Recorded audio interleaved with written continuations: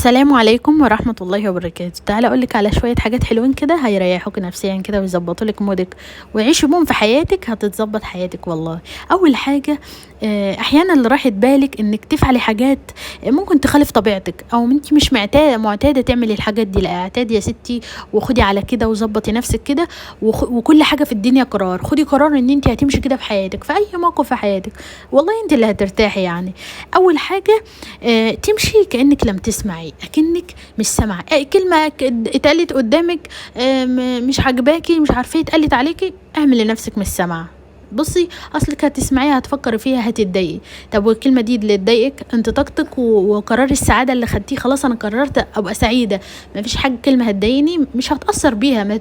ما اللي يقول يا ستي، هو اللي قال خلاص الكلمه خلاص لزقت، او كلمه انت واثقه في نفسك انا مش كده خلاص انتهت، مش محتاجه تفكير. مش هي الشخصيه دي اللي هتتعبك، مش هي الشخصيه دي اللي هتدمرك، مش هي الشخصيه دي اللي هتاثر فيك نفسيا، مش هي الشخصيه دي اللي هتغير مزاجك وتغير المود بتاعك. لا، احنا وعندنا اهتمامات وعندنا حاجات يعني احسن من كده بكتير، وعمرنا ما نبص ورا، احنا نبص لقدام ولاهدافنا والحاجات الحلوه اللي احنا باذن الله هنعملها وتظبطنا وتنور لنا حياتنا. تاني حاجه، اسكتي اكنك مش فاهمه حاجه. يعني لما يحصل موقف قدامك وانت فاهمه وواخده بالك ايه اللي بيحصل والحاجه دي يعني انت مش راضيه عنها ولا الكلام ده، لا اسكتي، اعمل نفسك عبيطه كأنك مش فاهمه حاجه. تجاهلي كأنك لم ترى، في حاجه حصلت قدامك شفتيها بعينك، اعمل نفسك مش شايفاها، ما شفتيش، تجاهلي. تنسي كأنك لم تتذكري، انسي اي موقف حصل لك ضايقك تعبك، مش عارفه بتفكري فيه كتير. بصي، انسي اكنه اصلا ما حصلش، انسي يا ستي، كبرك والله كل ده راحت بالك انت وهتروقي نفسك كده.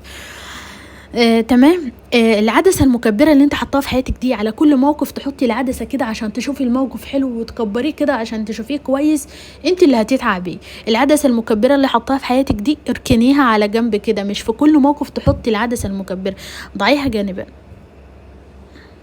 فايه، ضعي العدسة المكبرة دي جانبا، اركنيها على جنب، مش وقتها، مش في كل موقف تحطي العدسة وتكبر الموقف قدامك وتكبر الحكاية، والموضوع اصلا مش مستاهل يعني.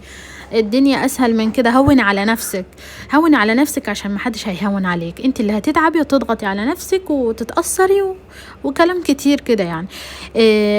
انك تضخم الامور التافهة مش هيزيدك الا تعب.